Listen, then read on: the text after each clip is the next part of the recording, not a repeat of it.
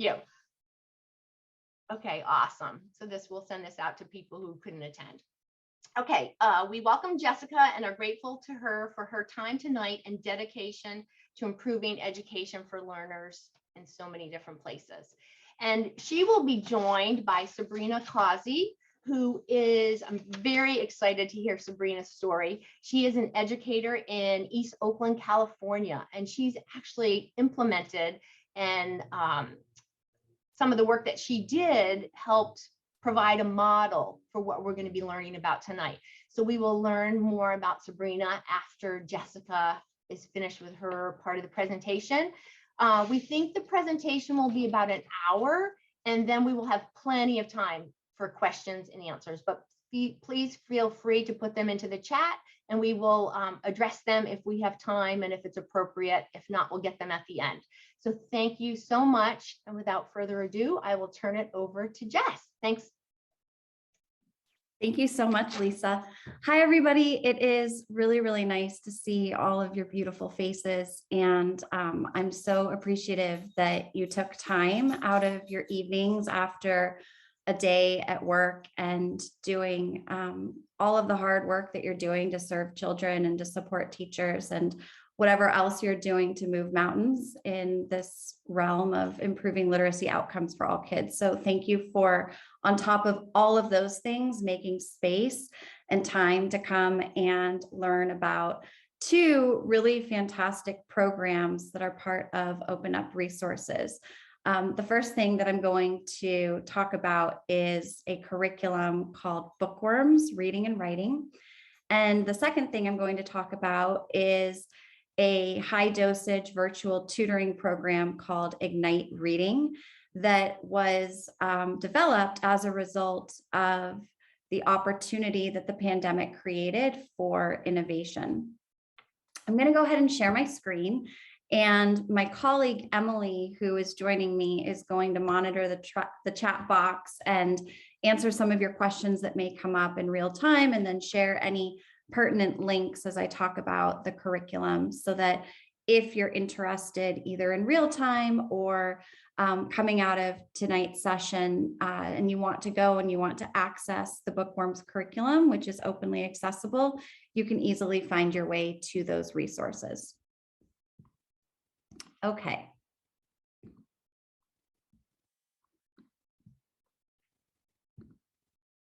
And can everyone see my screen? It's loading. Awesome. Great. All right. So just a little bit of context. I like to start like 30,000 feet and then zoom in. It's the former first grade teacher in me. I really am devoted to building your schema. So Open Up Resources is a nonprofit on a mission to increase equity in education and to ensure that every student in every classroom receives a quality, joyful education. And the way that we do this, the way that I as CEO have the privilege of doing this work on behalf of educators, is through providing our curricula as openly accessible resources. Meaning that you can go to our website and you can find comprehensive core curricula, meaning scope and sequence, detailed lesson plans, curriculum embedded assessments, everything you would need for the curriculum available online. We also work with school districts to help support their implementation. So that might look like professional development services, kitted materials that teachers need, such as the trade books that you see in this picture here, as well as a national community of practitioners so that in real time, teachers can have support from other teachers all around the country who are also implementing the curriculum. So I'm really excited today to talk to you about Bookworms because it is a curriculum that I myself, even as the leader of Open Up, have had the privilege of teaching. And I'm joined today by Sabrina Causey, a first grade teacher who over the past, I think we're going on 3 years now, I've mentored her and had the opportunity in our very first year of working together to be in the trenches with her side by side, teaching students to read using this curriculum. So I'm going to give you some information about Bookworms but I'm going to be pretty quick and as pithy as possible, because the real stories to hear are the ones that Sabrina can tell about her experience as a teacher who's now in her 3rd year of implementing Bookworms. But at a high level, some things to know is that Bookworms is a research-based curriculum. It has streamlined structures, which makes it, in my experience, having been a teacher and having coached teachers all across New York City, it is one of the easiest curricula to implement, which is really important, right? Because ease of implementation leads to faster results, especially when the curriculum is also research-based. And it's underpinned by kids reading lots and lots and lots of high volume, high interest texts. And that's where the name Bookworms comes from. The author of the curriculum, Dr. Sharon Walpole, her vision was that kids would be bookworms and that they fall in love with reading lots and lots of rich, complex text that's grade level appropriate. So the research informs the design of Bookworms. It was created by a reading researcher who has spent extensive time studying the curriculum to ensure that it actually gets the results that it's designed to get. And this in and of itself is really important and something that many curricular materials in the market don't actually do. The next thing to know is that only authentic texts are used in the curriculum. So kids are reading real books and they are reading the full books and they are reading a lot of books. As an example, in 1st grade alone, they read, I want to say 25, maybe it's 26. It's one of those numbers, 25 full books in the context of shared reading. And those are 1st grade books. So it might start with something like Biscuit at the beginning of the year. And by the end of the school year, they are reading the chapter book, The Chalkbox Kid. And if you see me squirming, it's because I have a 5-month-old puppy who has decided that he wants to nibble on my toes while I'm presenting. The third thing to know is that the curriculum revolves around simple, repetitive, and evidence-based instructional routines. So there are some curricula on the market that every single day there's a different routine that the teacher needs to incorporate, right? A different kind of turn and talk or some other protocol, to the point that teaching starts to feel like a Broadway musical and the protocols become the thing versus kids actually reading and reading and reading and having as many at-bats as possible to do the work of becoming stronger readers. And so Dr. Walpole's stance was that the most important thing is that teachers have consistent routines, that kids know what to expect with those routines, and that the work is around the reading, because there are only so many instructional minutes each day, and every one of those minutes is incredibly precious and needs to be maximized. In the writing component of the curriculum, the writing lessons are genre-based. There is no guided reading in this curriculum. And teachers, in order to implement, need 3 intact segments of time. And each of those segments is 45 minutes. The first is for shared reading, the second is for English language arts, and the third is for something called differentiated instruction. And it doesn't matter what order those are taught in, but all 3 blocks need to be taught every single day. So here's what we know so far about Bookworms. It's feasible in real schools, meaning the 45-minute chunks of time work with school schedules. Also, I've talked about the implementation and how it's easy for teachers to implement this. And a big part of the reason that it's easy, and Bree will talk about this, is because you have these consistent routines, which means that teacher prep time is approximately, if even, 30 minutes a day in order to be ready for the next day's lesson. And Bree's smiling because she's like, I think I can do it in less than that at this point. But she's also in her 3rd year of implementing, which is kind of a magical year. Bookworms has a lot of initial published evidence of promise, and you can see some of these studies published here. It was also the full curriculum in the largest growth park district in Maryland and in the largest growth SBAC district in Delaware. And if you're interested in reading more about the Seaford Delaware study, I'll have Emily drop that link in the chat. But the point being, this curriculum works, and it works quickly. And Bree will talk about her first year of implementation and the results that we were starting to see just before COVID hit. And then as she's continued to implement even during the pandemic, what she's seen in terms of her results. Bree, I hope you're making a list of all these promises I'm making about what you're going to talk about. So again, we have these 3 blocks, right? Shared reading, ELA, differentiated instruction. So I'm going to tell you a little bit about each one of these blocks.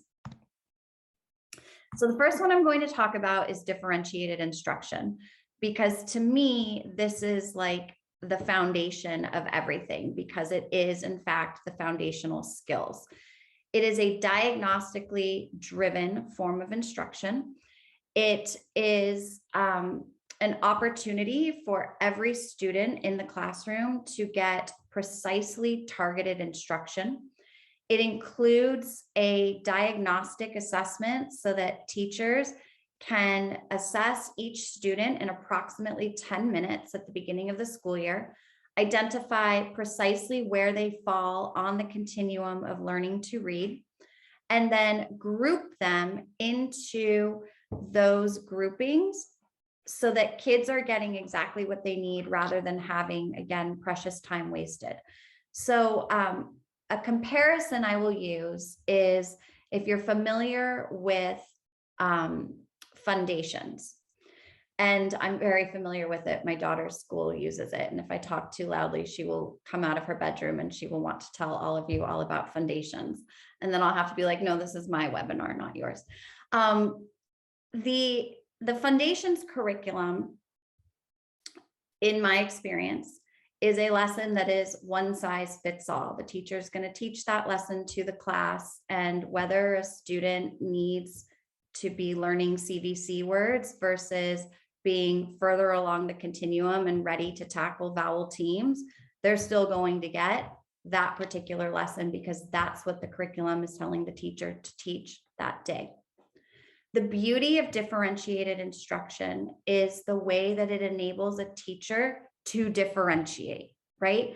Which I don't know about you, but when I was a classroom teacher, that was absolutely the hardest thing for me to ever get right. And it wasn't until I learned about differentiated instruction, because we brought the curriculum into our portfolio and I myself was trained by Dr. Walpole, that I was like, oh my gosh, this is how you do it. This is how you differentiate. Mind blowing, right? All of these possibilities now to give each child exactly what they need, and in a way that is really simple and straightforward, because each lesson, depending upon where the child falls on the continuum of learning to read, is highly scripted. So what will happen is, whether a child is in basic alphabet knowledge or using letter sounds or R-controlled vowels, there will be a set of anywhere from 15 to 30 lessons. Every single lesson will follow the exact same protocol within that particular set, right? So the basic alphabet knowledge has a specific protocol, using letter sounds has a specific protocol, and so on and so forth. So the teacher isn't trying to every day learn something new, right? Once you learn how to teach using letter sounds, it's just the words that change each day, right? Once you learn how to teach blends and digraphs, it's just the words that change each day that kids are learning to read. And then at that point, they also have a daily decodable passage, and that will change every day. But again, this ease of implementation. And what we've seen from the differentiated reading instruction curriculum is that not only does it enable teachers to more seamlessly differentiate, it ensures that every child is going to get exactly what they need. Now, depending upon what grade a teacher is teaching and whether or not kids had strong foundational skills instruction leading into that grade, they are likely to have more groupings. So that's real. And Each group is 15 minutes to administer, while the rest of the class is doing either independent reading or working on a writing task or some other literacy activity connected to the curriculum. But when Bree and I first started doing this in her classroom, and we did a baseline assessment for her first graders, we had 7 different groupings.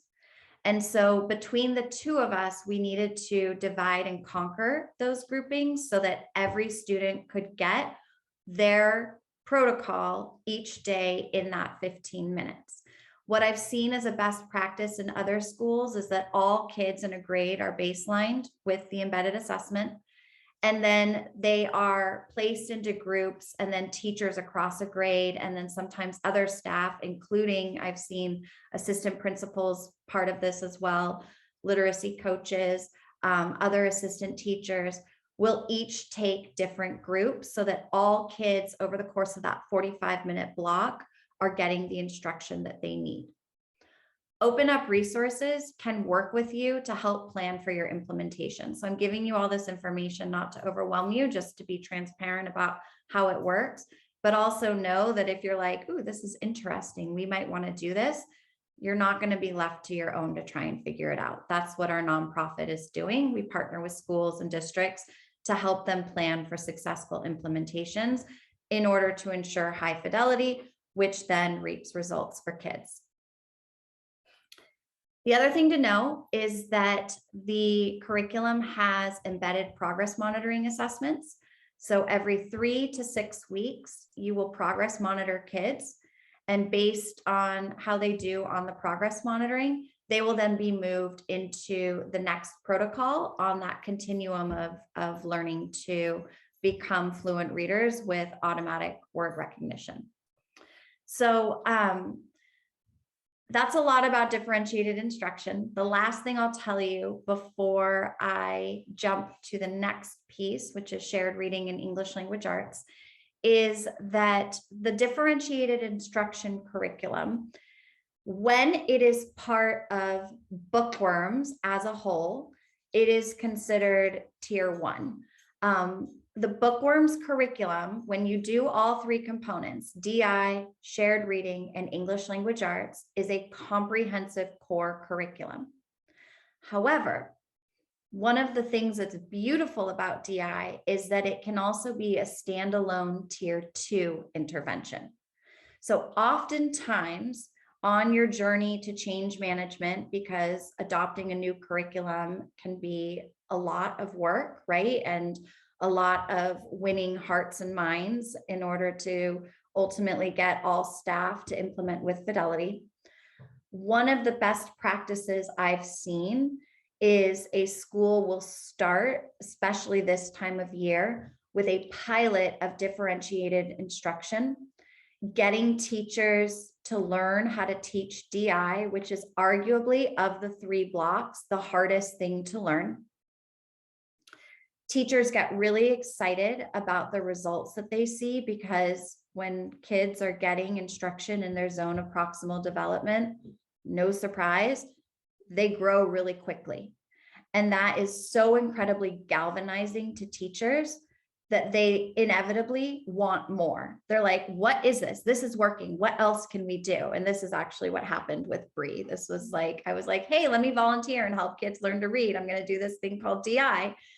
And then we started doing it, and she was like, this is incredible. What else do you have? And I was like, oh, let me tell you about shared reading. Let me tell you about ELA. And once teachers know how to do DI, shared reading and ELA are really simple and straightforward, especially because shared reading has some whole class components in it that are the same routines that are part of differentiated instruction. Whereas the shared reading and ELA components of this curriculum are openly accessible on OpenUp's website, differentiated instruction is not openly accessible. I wish that it was, but Sharon Walpole and her late research partner, Mike McKenna, created this first. And after they created, or as they were creating it, it was published by a separate publisher. So it is under copyright, but it is incredibly affordable. And Emily, if you can drop the link to where they can purchase it on Open Up's website, that would be awesome. The book itself is $28. And here's the thing, the book has the entire foundational skills curriculum in it. So for $28, you get not only the wisdom of Dr. Walpole to build your context around the why of this form of instruction, but you also get every single lesson plan in all of those protocols, plus the baseline assessment, plus all the progress monitoring tools. Open Up Resources has gone a step further, and we've also created what we call a differentiated instruction kit. And what this kit has in it are color-coded card stock, so that when a teacher is doing this in a small group, rather than having to waste precious time at the copy machine making copies out of her DI book, she can take the color-coded card stock, and she knows yellow is for using letter sounds, and she passes it out to each kid at the kidney table, and they're ready to go. So the book plus the kit is about $110 per teacher. So think about that for a moment, because I've been in education long enough and worked with enough schools around planning for adoption and implementation of a foundational skills curriculum to know that that is insane. Most foundational skills curricula are much more expensive than that and harder to implement. So that's everything about differentiated instruction. And I'm now going to tell you a little bit more about, oh, see, this is what happens. I get so excited and I'm talking and talking and talking, and then I forget to show you my slides. So I wanted to talk a little bit about decodables. The curriculum does not come with leveled readers, right? So what you'll have with Bookworms is kids actually learning to read in differentiated instruction, engaging with text and tasks that are within their zone of proximal development. And once they hit blends and digraphs, which is beginning of first grade instruction, though because it's differentiated, they may or may not be beginning of first grade kids, they're exposed each day to a different decodable text. So you don't need to buy decodable texts. And also if you have baskets of leveled readers, you're not going to be using those either, because the decodable texts kids will get within the context of DI. And then in shared reading, every single child, regardless of what their level is as a reader, is going to be scaffolded to access grade level complex text. And that's huge from an equity standpoint, especially when you consider lots of kids who get leveled will go an entire school year never actually getting to read a grade level text, which is heartbreaking. What you see here on the left is an example from lesson 5 of blends and digraphs. And you can see that the text is bigger, that it's just sentence by sentence. By the time a student gets to vowel teams lesson 5, and vowel teams is the last protocol in terms of synthetic decoding on the continuum of kids learning to crack the code in differentiated instruction. So the last protocol before they then move into multisyllabic decoding. You can see how the decodable text has gotten more complex. So the font is smaller, it's a paragraph, sentence structure is a little more complex. And keep in mind, every single day, it's a different text that they're reading. So this is going to also contribute to that automatic word recognition and fluency. So the curriculum does a really beautiful job for those of you who are like super geeks like me about science of reading. This curriculum is going to tackle those lower strands of Scarborough's reading rope. So the word recognition and fluency components are just top notch in this curriculum. So the shared reading component, I'm going to be much quicker here, I promise. This is another 45-minute block. And here's how this 45 minutes is structured. Students will start with about 5 to 10 minutes of word study. They will then move into approximately 30 minutes of shared reading. And the way that shared reading is going to work is there's going to be a text that the kids are reading. So, for example, in first grade, one of the books that they'll read is Little Critter. And all of the texts have been really intentionally chosen, and there are lots of series that are part of Bookworms, because the idea is like, if we scaffold you and you read a biscuit book and you feel really confident about this biscuit book that you just read, then you are going to want to read all the other biscuit books. And of course, my dog is barking at the neighbors now, so apologies for that. And so there's a lot of giving kids a taste of a particular series. And then the library, the classroom library, you can get from Open Up more books to then stock your library so that kids can find more biscuit books. So once the teacher is ready to do the shared reading component, she'll start by setting a purpose for reading. Students then do choral reading. They're in partners, and these partnerships are strategically established. They then revisit their first purpose. So there's a quick comprehension check. There's even probably like updating of whatever anchor chart is supporting that book that they're reading.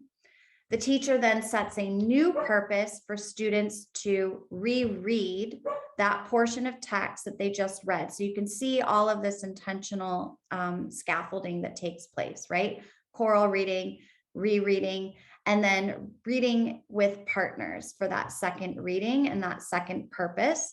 So kids aren't, especially if of their own volition, they wouldn't be able to access this text, they're in a supported environment in this context to do so.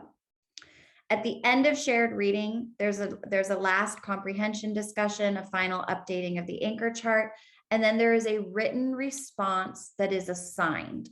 And this written response, kids aren't going to have time to do in that 45-minute shared reading block. So this is where the centers that occur during differentiated instruction for kids who aren't in their 15-minute DI group yet, they have 30 minutes that can be split between independent reading, some independent writing, and also finishing this assigned written response. So you can see all the things, the vocabulary, the fluency, the comprehension that are all weaved into shared reading. And I think shared reading is also where handwriting instruction happens. So explicit handwriting instruction is part of the Bookworms curriculum. So yay for that. We like that a lot. English language arts. The English language arts block, also 45 minutes, is going to start with an interactive read aloud with a text that is anywhere from 1 to 2 grade levels above the grade that the teacher is teaching. So again, think about this. In DI, students are getting exactly what they need in their zone of proximal development, which may be on level, but in many instances in all of the schools that I've worked with, it's students who are below and need to rapidly catch up. Shared reading is going to give them text that is grade level text. And then English language arts is going to expose them to higher level text. But we know that in the context of a read aloud, from a comprehension standpoint, kids can engage with those texts.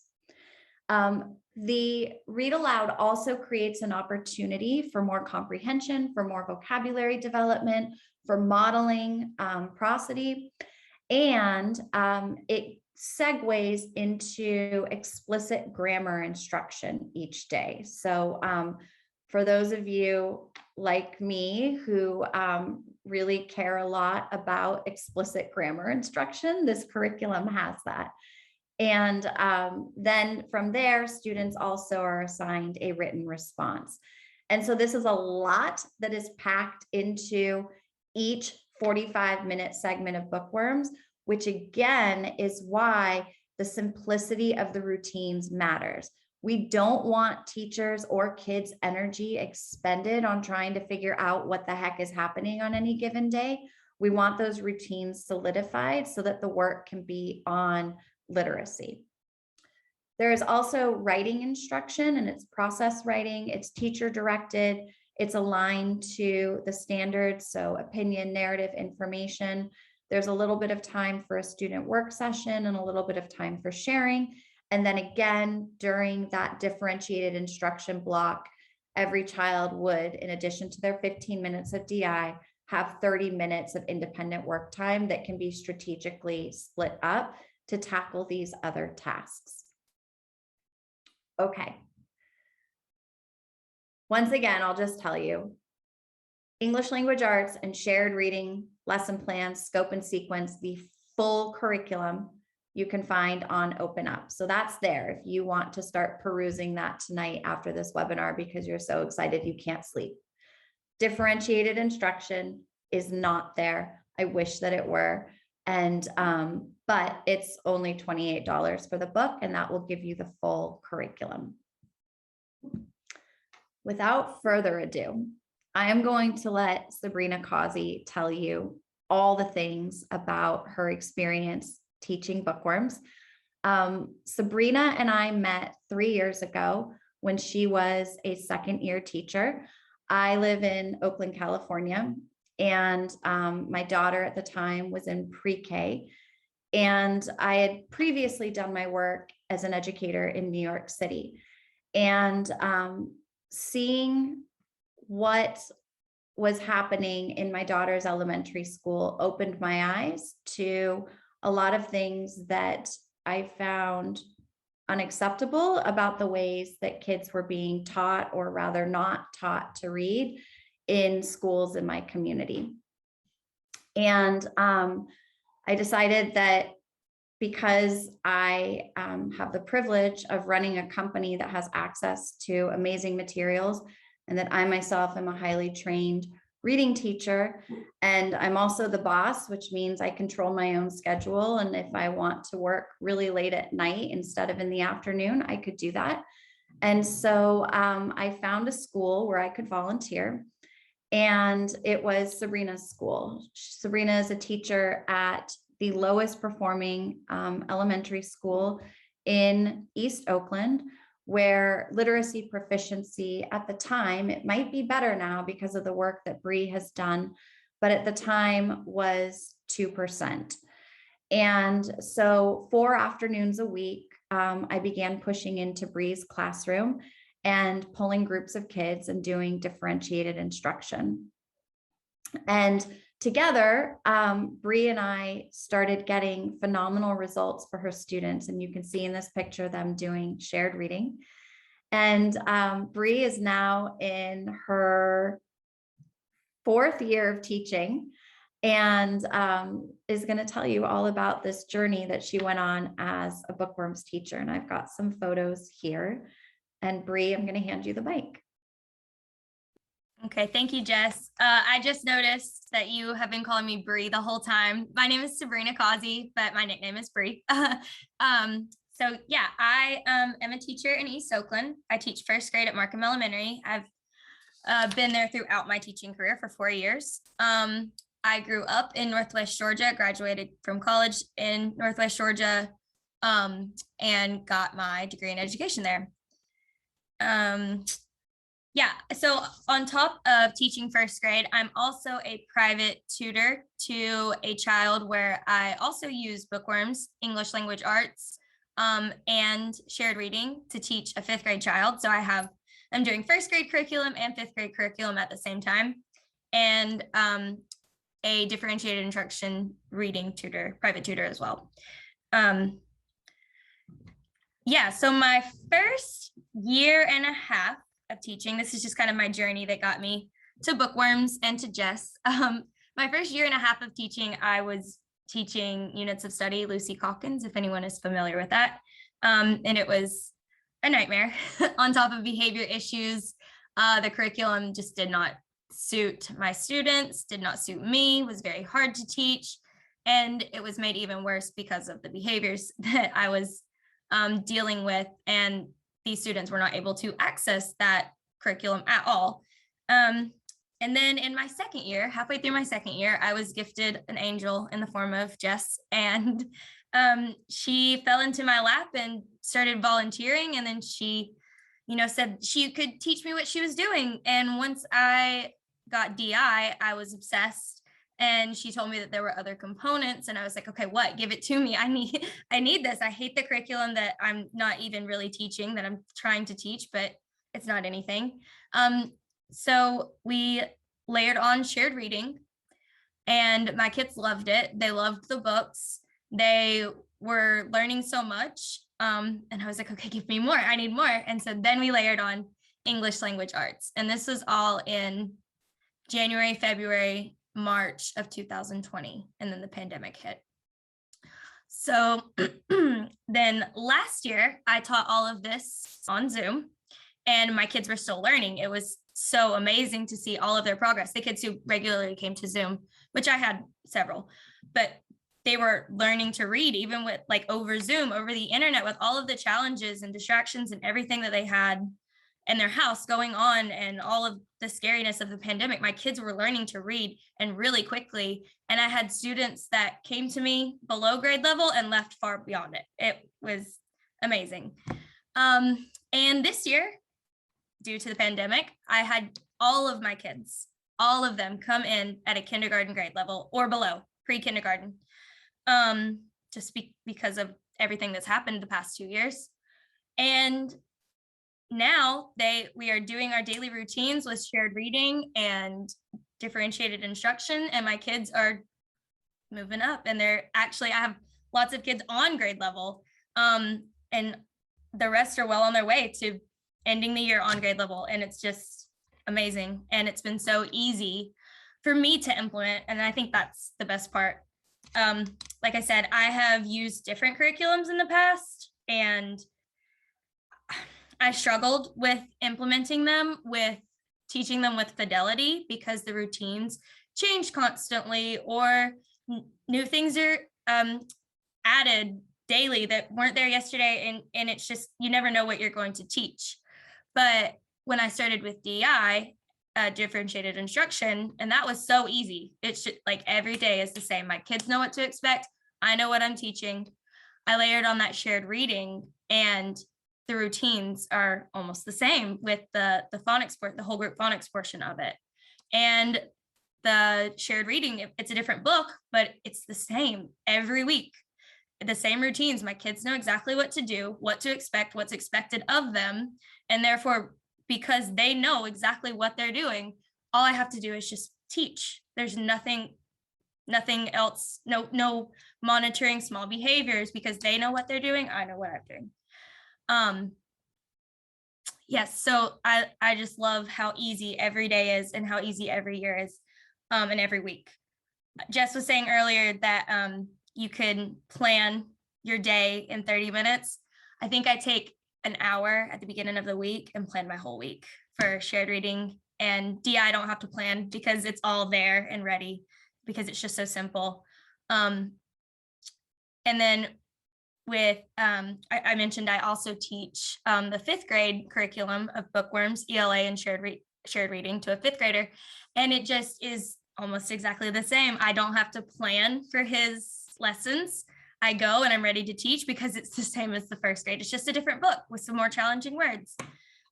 So I just really love this curriculum, and how easy it is, how much my kids learn, and how much they love it.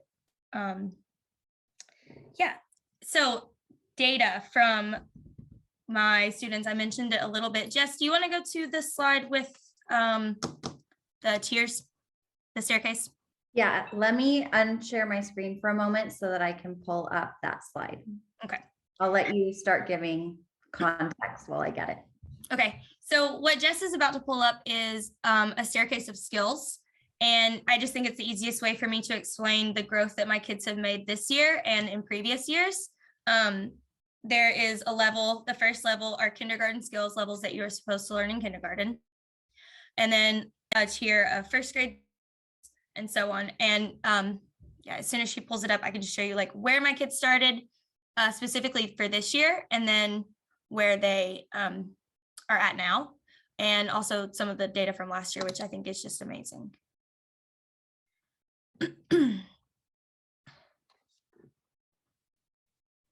Okay, here we go. All right, yes, this is the staircase of skills. So on the bottom level, you see the kindergarten basic alphabet knowledge. That's just letter names and sounds, using letter sounds. So sounding and blending CVC words, consonant, vowel, consonants, and then using letter patterns.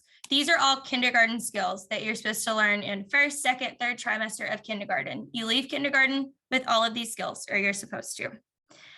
This year, my kids, 15 of 20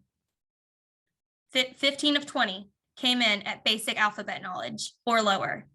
Well, I guess they were all basic alphabet knowledge. 15 of 20 came in at basic alphabet knowledge, meaning they did not know all their letters. They did not know all the sounds that those letters make. A lot of them knew hardly any of their letters. I mean, it was really insane. And I was like, oh man, I'm in for it this year. I only had so I guess 16 of 20, I had 4 kids who were knew just enough letter names and letter sounds that I could slide them on up to using letter sounds. And even those still missed a few of the sounds, like 3 sounds. But I was like, you know what, we've got work to do. We're putting them on using letter sounds. So that's where all of my kids started. Kindergarten, beginning to kindergarten level, even pre-K level or TK. Now, if you look in that next column, we have first grade. We have blends and digraphs, R-controlled vowels, vowel consonant E, and vowel teams. Those are all skills that are meant to be learned in first grade.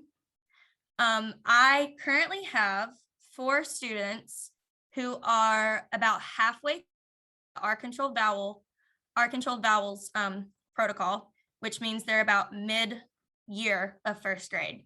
So still not right where they should be, but per the pandemic, this is still amazing. So they've, jumped 3 levels basically. And then I have 7 students on blends and digraphs. So that puts me at having 11 students who are actually reading at a first grade level. It may be beginning a first grade level, but they are on grade level, right at it. So 11 kids out of my 20. I have 3 students in using letter patterns, so right on the cusp of that first grade, and 2 students on using letter sounds, so middle kindergarten. I still have 4 students that are in basic alphabet knowledge, but these are English language learners. Actually, they're all English language learners, and also one or two of them are receiving additional services, like they have an IEP or just a lot of other struggles. So these are students who need a lot of extra help that are still stuck on that basic alphabet knowledge, or they're learning English. So yeah, that is the growth that I am so proud of. We're only in end of February, and I have got kids from way down there at basic alphabet knowledge to actually middle of first grade level. Same thing with last year. I had most of my students starting off in kindergarten level. I had a couple that were at the end of kinder level, and then I had students they finished vowel teams, and we were just working on fluency before the end of the year. So they were above grade level and they came in below. So that's just some of the amazing data that I've gotten and all of the student growth that I've seen.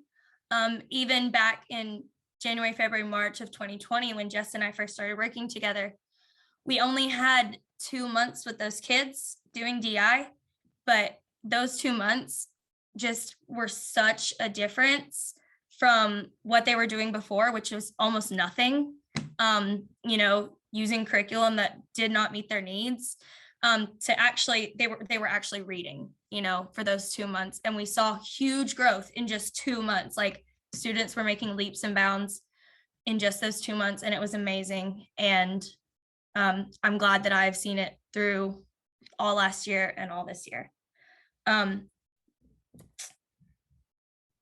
Okay, I think I have covered pretty much my story, Jess. Is there anything that I missed that you wanted me to hit? I don't think so, but something you were talking about that I'm going to follow into, and then if you want to follow into my follow in, that would be awesome. Is it's really, I mean, like as your mentor and coach, it's really gratifying to hear you talk about each of these protocols and exactly where each of your students falls. And I think about how sadly rare that is, right? That a teacher has that level of specificity around every single child in their classroom. And what I know about you also is that I could point to a child in your room and I could say, where are they as a reader? And you would not only be able to say, oh, Poppy is on R controlled vowels, but you would be able to then say, she's proficient with the OR, but she keeps getting stuck when she sees IR. And so we're doing X. And I expect that after 2 more days, she's going to be good and we'll move forward. Because the way that this curriculum is designed enables you to be a data-driven instructor.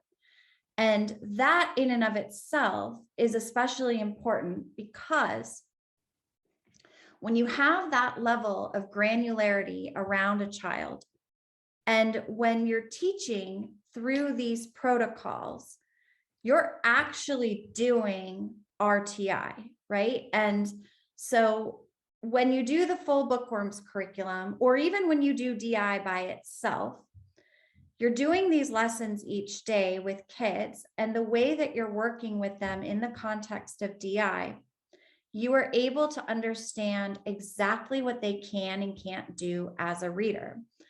And with that information, right, you are able to very quickly begin to understand whether something else might be going on with that child. There was a student that I was teaching DI to this past summer, and every time that he saw the digraph, the CH digraph, he would approach it as k. And we had to do a ton of work and teach into how to help him remember that it was ch, right? And then we started to see these other patterns around as we were teaching him to read that told us very quickly over the course of 1 week, something else is going on here. And he needs to be evaluated by someone who can help us understand what else he needs in order to learn how to read, because DI all by itself is not going to do it. But because we had that level of specificity, it enabled the school to then be able to do the tier 3 evaluations and referrals and everything else they needed to do. And oftentimes, in my experience, schools struggle to do RTI well because the pyramid, which should have strong tier 1 for everyone, a few kids who are identified who need that additional tier 2, and then if they're not moving as a result of the tier 2, then the tier 3, that pyramid tends to be inverted in a lot of schools because they don't have the specificity to be able to say, no, it's not that all the kids in our school need tier 3. It's that all the kids need equitable access to evidence-based instruction that is systematic and that is explicit and that is coherent. And if all kids are getting that, then we can start to see who needs more. And when we start to give those kids who need more, we can start to see who needs even more on top of that. And so from an equity standpoint, from an urgency standpoint, DI enables teachers, even Bree in her 3rd year as a teacher last year, to be more data-driven and to advocate for those students. And so it's just like that much more important when it comes to students who have dyslexia, because dyslexia does not mean that a child can't learn how to read. It means that they need more support above and beyond tier 1 and tier 2 in order to ensure that they will learn how to read. And so one of like the many things that makes me so fired up about differentiated instruction is the way in which it scaffolds teachers to be able to quickly identify those students so that they can quickly get matched to the services that they need, so that they don't go year over year over year not learning how to read, which we know leads to trauma, leads to degradation of their identities of who they are as learners. And it doesn't have to be that way. Bree, do you want to add anything else about like tier 3 or students with dyslexia, anything from your experience? Yeah, I mean, just DI in general, I think it makes it very clear to see like where students are struggling. So as I mentioned, I'm a private tutor. I teach DI, basic skills or foundational skills, as well as the shared reading and the ELA. And 2 different students come to mind, and it was within a week. I think I was texting Jess. Within a week, I said, okay, this is what I'm seeing in this child. And and these are it was within a week. I see these are the struggles. There's something going on more than, just her reading instruction at her school. There's something else, and she needs to be assessed. She needs to keep working on it, and she did get assessed, and it was dyslexia. But it's just so easy with DI to see this is the exact skill that they're struggling with. And even though it's being explicitly taught and the skill, they know it, they just can't apply it. It's very easy to see where the problems are, and then to get that tier 3 support or the testing for the tier 3 support, or just the conversations going, because you see that there is a problem really quickly. I can think of students that I have right now and different struggles that they have, and they don't pass that first diagnostic. And this one student, the first diagnostic is after 2.5 weeks, and he couldn't pass it. And I could see exactly where the struggle was. I could see that he's just having trouble with blending the last sound. So we had to, change it up just a little bit for him. And then he got it and he passed after that. So it's just very easy to use the differentiated instruction curriculum and pinpoint student struggles. Thanks, Bree.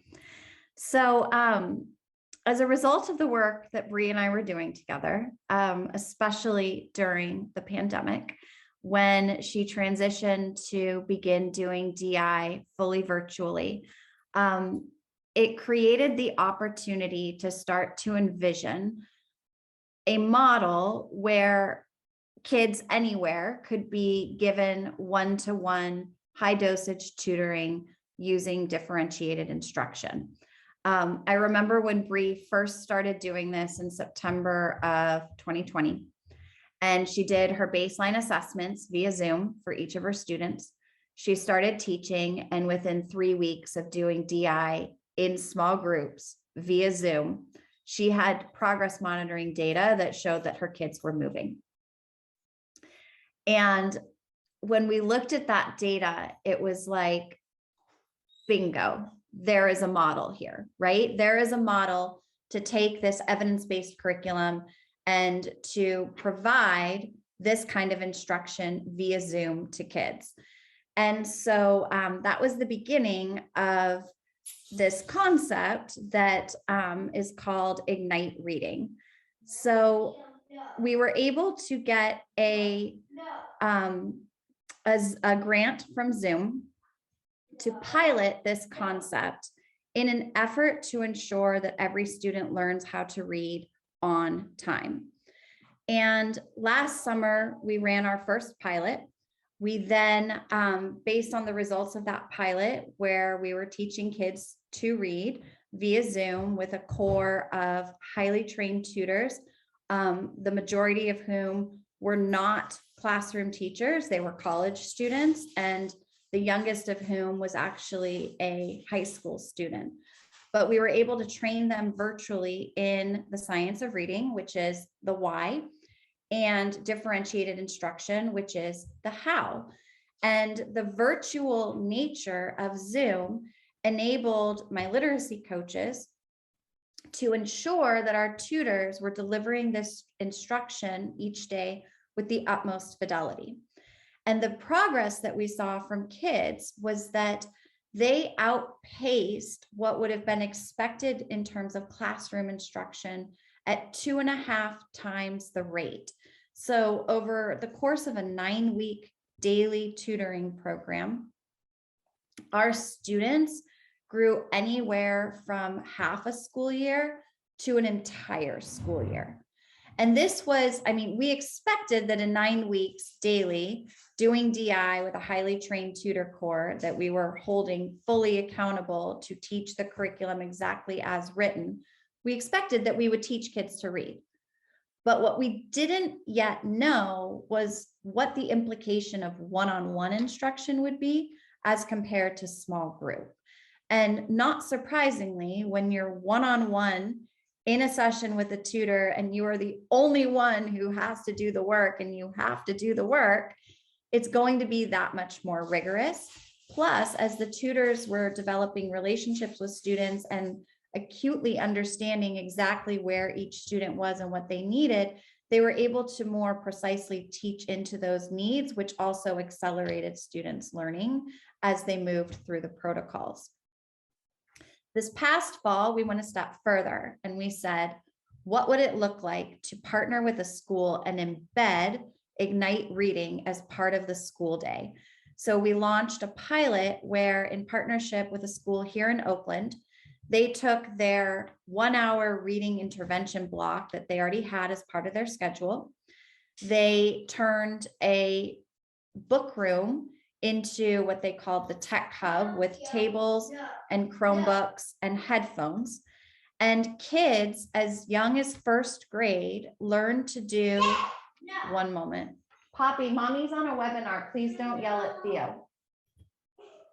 7-year-old puppy. Real life.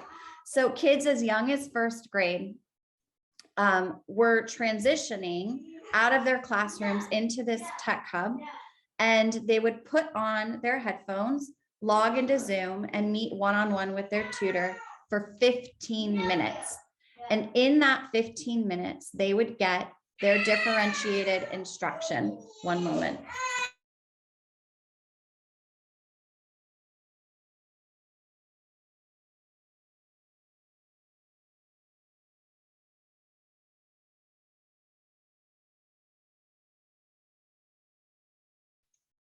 I have a question, Sabrina. Oh, anyway, I'll say. Can I just name, it's really hard to be a mom and do one's job. So thank you. Thank you everyone for your grace as real life happened. And so students are getting this 15 minutes of targeted instruction, precisely what they need. It's been especially powerful for our 3rd graders who have been part of the program, because the difference between a 1st grader and a 3rd grader is, well, there are many, but one of the key things from a literacy perspective and just like social emotional learning is that 3rd graders know they can't read, and they know that that's not okay.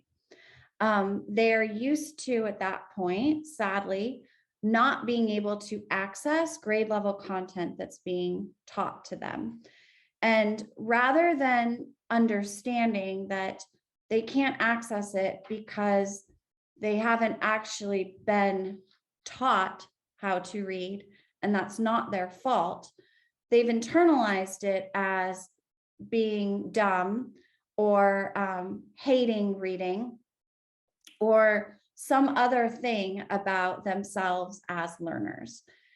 And so one of the things that we've seen with this program, particularly for our 3rd graders, is how healing it's been for them to have this daily session with a tutor that for many of them is the only time of day where they're getting instruction that's in their zone of proximal development, and to have this setting where they have expected success.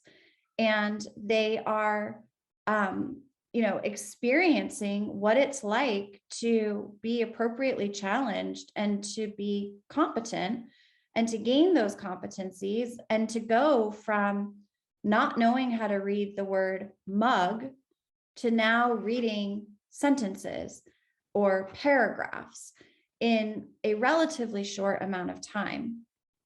And so while our third graders, because they started so far behind, almost all of them were at middle of kindergarten level. They knew letter names and sounds, but they had no idea how to put those together. And now they're doing things like blends and digraphs or R controlled vowels, vowel consonant E. They're still really far behind where they need to be because they're in third grade. But they have seen the success that they've been able to make, which is feeding into their identities as learners and their beliefs in themselves as learners and their ability to persevere and have grit and that shift in their identity as readers, which has been really powerful. So there's this whole social emotional component to this instruction that has also been an unexpected yet welcome delight in terms of the program. So we expanded in January. We're now in 3 different states and we've added another 5 partnerships. We're expanding again in March. And then in the fall, we will gear up to launch an implementation with 1,000 students. And then at that point, once we have proven that with 1,000 students, we can still get the results that we're seeing and maintain the quality of the program, I intend to throw gasoline on the fire and help as many kids learn how to read on time as possible.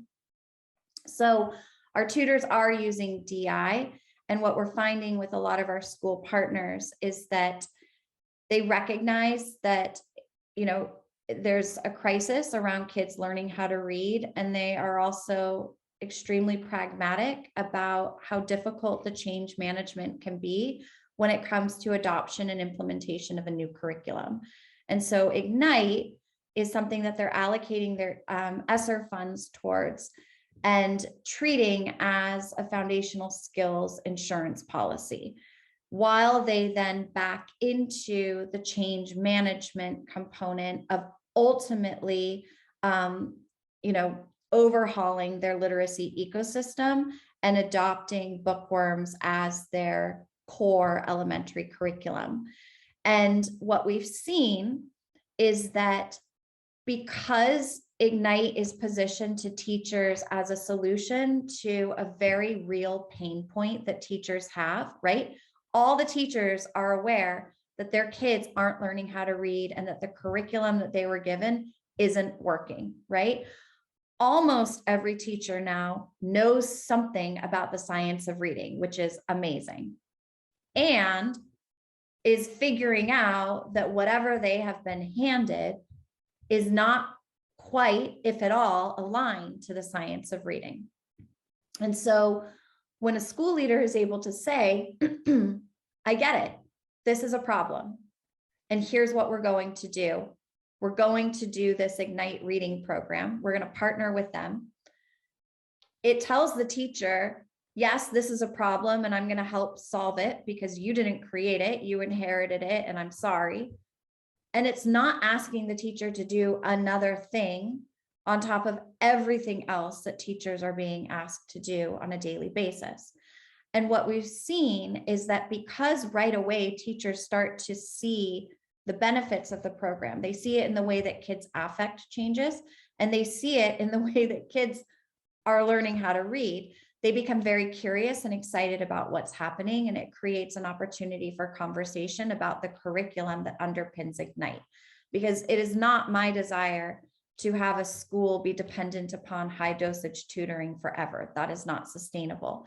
The idea is, just like the name of the program, to ignite the system, to get in there, to make sure that kids are getting what they need immediately in terms of access to cracking the code so that they can become fluent readers, but ultimately to ignite the system so that the school is in a position to be able to handle the change management and have a staff that is galvanized and excited because they've seen the results, and that can make that whole transition process over the next 2 years a lot smoother. The results that we've seen, as I mentioned, over this past summer and this last fall, is that we are outpacing the growth by 2.5 times. And we've now corroborated that growth with dibbles. So whereas before, when we first started piloting last summer, we were using the curriculum embedded assessments that are part of DI, and we were seeing this growth, but we were like, okay, that's great, but they're the curriculum embedded assessments. How do we make sure that this is real? Because this growth is insane. And so we've layered on dibbles as a third party nationally normed CBM so that we can better understand exactly what this growth means.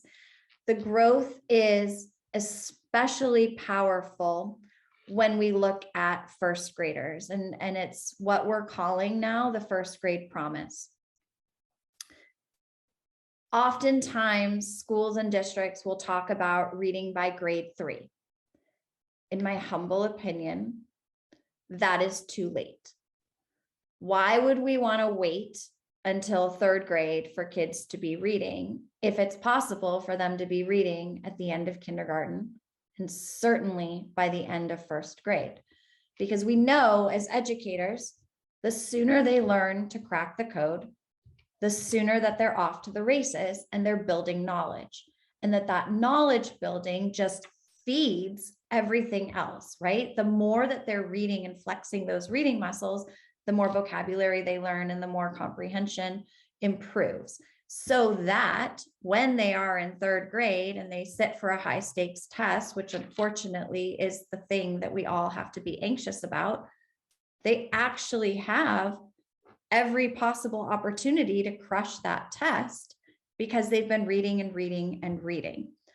And so what our data is telling us, and granted, it's still preliminary because we're still piloting, but what it's telling us is that we can take a 1st grade student at the beginning of the school year, and as long as they know their letter names and letter sounds, so as long as they have basic alphabet knowledge under their belt, we can, and that might still mean that they're at a middle of kindergarten level, right? As Bree showed you those stair steps, we can cover 1.5 years at least of ground in that school year, such that they leave 1st grade a fluent, independent reader ready to start 2nd grade and build knowledge. And this is huge, right? When we think about the fact that 65% of kids in our country aren't proficient readers, and how absurd that is when we know what it takes to teach kids to read.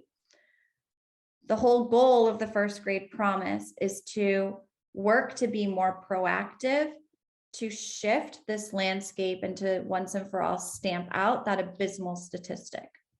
And what we know about foundational skills is that they are essential for, I think, Nancy Young's ladder. Someone can correct me in the chat box. I want to say it's like 5 to 10% of kids are the kids who, might be your tier 3 kids who are dyslexic, who really need that explicit instruction. And then you've got another 30% who can broadly pick it up, even with the most atrocious curriculum out there, which Bree tried to teach at the beginning of her career in teaching. And then everyone else benefits from this explicit, systematic, coherent instruction. And so it is good for all kids, and it is essential for most kids. And this is what the promise is for the 1st grade promise, while schools are working to handle that change management. Here's our information if you want to reach out. I've included my email address, and you can certainly email me directly, and then either I will answer your questions coming out of this session if they're not answered tonight, or forward your email to a member of my team who will very quickly respond to your questions as well. But literacy is the thing that I eat, sleep, and breathe, and I'm super passionate about. And I'm just so, again, thankful for this opportunity to be able to share this passion, especially as it relates to bookworms, to differentiated instruction, and to our new initiative, Ignite Reading, with all of you tonight. So thank you for that. And thank you for your patience as my incorrigible puppy blew up my spot and harassed my 7-year-old in the background. So with that, Lisa, I am happy to open it up to lots of questions, and Bree's here also to answer questions. Okay, great. I'll ask one of the first questions. I'm curious about when you mentioned the use of authentic texts. How have those all been scanned, and are those texts available to be shared remotely? No, I wish, but so here's the double-edged sword of authentic texts. Mm-hmm. A lot of the best books are published by publishers like Penguin Random House. And so that copyright belongs to them, and we can't put those books, like, unfortunately, we can't share those books. So what we do is we partner with a trade book distributor and fulfillment partner. We kit all of the books, and then we sell them to school districts. So rather than, a school having to go on Amazon and try and piecemeal together the books, and then they're all arriving in different shipments, if you're even able to get those quantities, which is a nightmare. And then you have to parse it out to each teacher's classroom, which is not the best use of anyone's time. I know, I've done it and it was awful. We've kitted the books, so you can buy them from Open Up Resources, and then what each teacher will get based on their grade level are like these gorgeous boxes of books that are the exact titles and the exact quantities that they need in order to do shared reading and English language arts. Okay, thank you. And then one more thing before I let someone else have something to say is, can you talk, you mentioned partnerships, and I think a lot of our attendees tonight would be interested in the forthcoming partnership with Eastern Oregon University and their pre-service teachers. So if it's not premature, can you tell everyone what that's going to look like? Yes. Oh my gosh, I'm so happy you brought that up. So in creating Ignite, there is this larger vision around what it can mean to re-envision how every child learns how to read on time.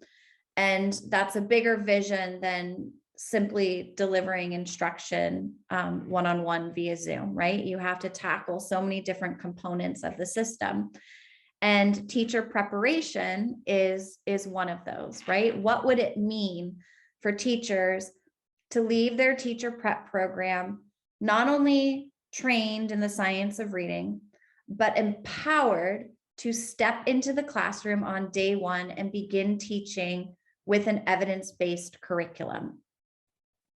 I will never forget my first 2 years of teaching when I had kids who didn't know how to read, and I did not know how to teach them to read. And 2 whole years were lost, and those students left me and still did not know how to read, and it haunts me.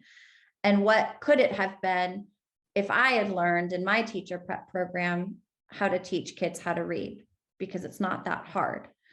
And so what we've done, what we're piloting beginning this spring, is working with University of Eastern Oregon and a cohort of 25 of their teachers. And over the course of approximately 9 weeks, they will have a practicum with Ignite. So they already know about the science of reading. What Ignite is going to do is train them in differentiated instruction. And every day they will have intensive coaching in differentiated instruction. Plus, they will be virtually tutoring students as their practicum, and then getting real-time feedback around how they're doing with that so that they can quickly improve. So as part of their practicum, because they'll be tutoring, we are looking for partners, school-based partners. And this would be, again, for a 9-week pilot in the spring. It is a paid pilot. The cost is $500 per student. So this is bespoke tutoring.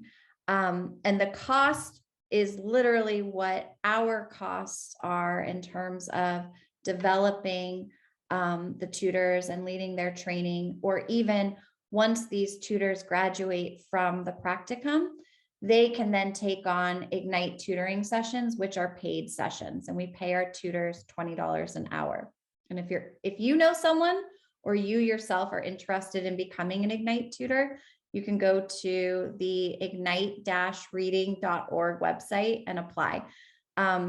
We have a lot of educators who are also becoming tutors for us, which is great because then they're taking this and bringing it back into their classrooms. So we're excited about that. And anyone who's working with a school that may be interested in partnership, you can reach out to me directly. I'll drop my email into the chat box, and I'm happy to talk in excruciating detail about everything about Ignite and how we partner with schools. Awesome. Thanks for that. That's so exciting. We have a question in the chat about how long would you expect a student to utilize the Ignite program? It depends on the student. Right now we are working with kids in 1st grade all the way up to 5th grade across all of our implementations. And if it's a 5th grader who's at a kindergarten level, the good news is the older the student is, assuming that there's not more going on than that it's merely decoding gaps, the faster that they can move because they can self-regulate, they have more working memory, right? Like sometimes they just need to be taught something once and they get it. And in fact, Dr. Sharon Walpole's research also shows that older students will move more quickly through DI, which is great when it comes to closing gaps. And also, the older they are, the larger those gaps can be. So it may not be a year, it might be 2 years that they would need. But it's a case-by-case basis. And so while things like the curriculum are something that is consistent and that is a constant variable for Ignite, each school partnership can be customized based upon what it is that the school is trying to achieve and which students they're worried about. We will then work with you to virtually assess all of the students. We'll do our baseline assessment. We'll then come back to you and say, of the 20 kids that you wanted in this program, only 15 of them have decoding gaps. 5 of them know how to decode. They just need to be doing fluency and comprehension. So we share all of that data. And then what we do is every 3 weeks, as we have progress monitoring data, we share that also with the school. So we set up a cadence of data meetings to make sure that all of the information we're ascertaining about your kids is being shared back to the school partner so that teachers in their classrooms or anything else programmatically that's being done to support kids in terms of literacy, all of us are on the same page and making sure that that instruction is cohesive. And that tight partnership component also is what ultimately feeds into teachers feeling super supported and becoming that much more curious about, like, what is this curriculum? Why aren't we doing this? Can we pilot this? Can we try teaching this way? And so we're seeing that our partnerships will start out with Ignite tutoring and then very quickly progress to conversations about adoption or, piloting differentiated instruction, adoption of differentiated instruction. How can we get Dr. Sharon Walpole to come and do coaching with our teachers? She does that. She's amazing. And then once the teachers do DI, then it's just like a no-brainer around shared reading and English language arts, because they're like, they've seen the light, they get it, and they're just hungry for more, because it is intoxicating how emotionally gratifying it is to teach your kids to read. This is the problem, Sue. You asked me one question, or I'm sorry, Lisa, you asked me one question and I will answer like 15. It's all good. There's a lot to be said. We have another question about the connection between the work the students are doing in Ignite and their classroom teachers and or with their parents. Is there any kind of a connection between all of that? It depends on the school, right? I often talk to school leaders about how Ignite is a foundational skills insurance policy. In some cases, a school leader may say, I cannot ask my teachers to do anything else. And I know that this is a crisis and my kids need this. So I want to bring you in. I want all of the data. I want my leadership team meeting with your team once a month to go over the data and to talk about what you're seeing and which kids need tier 3. But then it's on the school leader to kind of decide when, where, and how to share that with teachers, or to place expectations on teachers that they're taking this information and somehow integrating it into whatever is happening in their classroom. What we do and what we are intentional about is we do a launch, like kind of like a kickoff meeting that's with the teachers, so that we can say, hi, we're Ignite. This is what we're doing here, and this is why. Because we found that like teachers want to know what their kids are transitioning out of the classroom for 15 minutes for every day. And school leaders weren't always telling them that. So we were like, we need them to know what's going on, and that this is why we're here. We're here to help. We're here to partner. And so that's been a best practice, and one that has then further opened those channels of communication between teachers and leaders around them wanting the information and then wanting to use it in their classroom. I've seen a lot of ed tech companies, for example, where it's like it becomes like a siloed thing, and we're not trying to be siloed. We're not trying to just keep everything a secret. Our goal is to teach kids to read and share as much information as possible, probably communication overload. No surprise, because you can tell how I just like to give everything. And then have them be empowered with that information so that they can use it however they need to advance, student outcomes across the school. Awesome. And we also have another question about, does the DI include only real words or nonsense words, or both, either or? Yeah, great question. It is only real words, and it is synthetic decoding. So it's always within each protocol going to be words that perfectly follow that pattern. It also includes high frequency words instruction as a few minutes of each day's lesson before they then move into the synthetic decoding. But Dr. Sharon Walpole talks a lot about how important it is to be like aggressive in terms of how quickly we're teaching kids, right?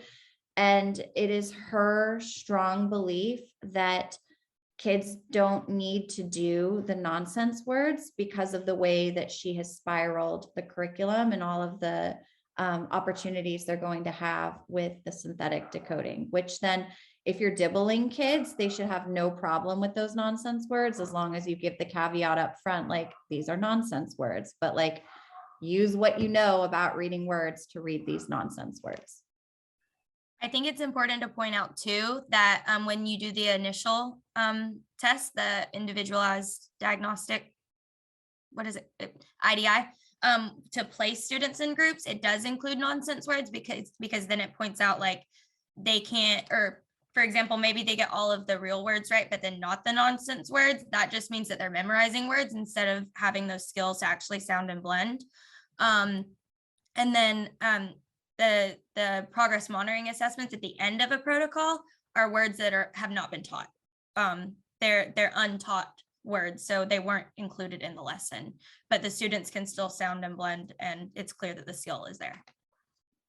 Such a good point. I'd forgotten about that. So the baseline assessment, we refer to it as the IDI, initial decoding inventory, does have the nonsense words, because like Bree said, you really want to know, like what exactly are their decoding gaps? Another question, is it possible for a child to receive Ignite tutoring separate from the school day, or does it need to happen at school during the school day? We are only doing school-based partnerships, and for a few reasons. That's not to say it would always be that way, but right now, as we are building this, and we do not yet have all of the mechanisms for scale, I'm really focused upon equity. And by making it an at-home program, even if you're catering to lower socioeconomic status families and the school is paying for it, it would still be the parents who are more with it whose kids would do it, which then may not get the kids who really need it the most, but are showing up at school each day. And then there's also this whole piece around trying to create a ripple effect that's ultimately going to enable Ignite to be an on-ramp to the transformation of the school's literacy ecosystem. So for those reasons, right now we're focused on school-based partnerships. And we're also largely focused upon this first grade promise. That being said, a lot of our spring partnerships, we are agreeing to do kindergartners who need basic alphabet knowledge boot camp, and 2nd through 5th graders who have decoding gaps that we can boost over the course of the 9 weeks of, between April and end of school year, in preparation ultimately to then partner with that school with a focus on 1st graders in the school come fall. So spring is a good opportunity for them to get all of the conditions for success in place around school partnership, and then partner with us again in the fall with 1st grade and hit the ground running that very first week of school. Great, thank you. Does anyone have any additional questions? Anyone want to unmute and just ask a question before we say goodnight?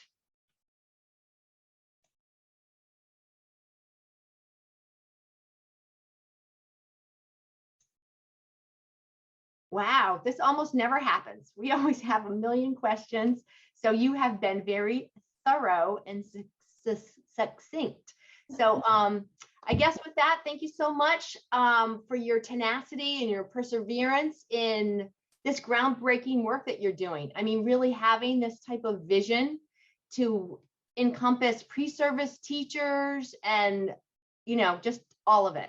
It's really impressive, and I can't wait to spread the word even beyond what happened here tonight. So thank you so much, Jess.